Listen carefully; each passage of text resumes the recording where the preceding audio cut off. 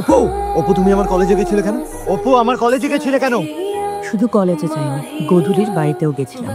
আমাদের কথা বলার সব রাস্তা কিন্তু তুমি শেষ করে দিচ্ছ। রাস্তা তো অনেকদিন আগেই শেষ হয়ে গেছে ঋষভ। যতটুকু কথা বাকি সেটা না হয় কোর্টেই হবে। অপু, অপু ভাবতেই পারছি না বৌদি যে দাদার বিরুদ্ধে সই করে এলো। আমার তো মনে হয় দুজনের মধ্যে কোনো একটা সমস্যা আগে থেকেই ছিল, নাহলে এইভাবে একটা কেস বন্ধ হয়ে যাওয়ার পর কেন? তুমি কিন্তু একটা কথা ভুলে যাও, দিদিভাই বললো দিদিভাই শুধুমাত্র দাদাভাইয়ের কলেজে যায়নি, গধূলির বাড়িতেও গেছিল। দেখো আমরা কেউই জানি না গধূলির বাড়ি কোথায়। তার মানে দাদাভাই ফিরে আসার পরও দিদিভাই নানান খোঁজ খবর চালিয়ে গেছে। নিশ্চয়ই কিছু জানতে পেরেছে যার জন্য পরের চাকরিটা খেয়ে নেওয়া যায়। শখের প্রতীকটা হয়েছে কার টাকায়। আমি এখনো ভাবতে পারছি না অপর্ণা এটা করতে পারে। চাকরিটা আর থাকবে না।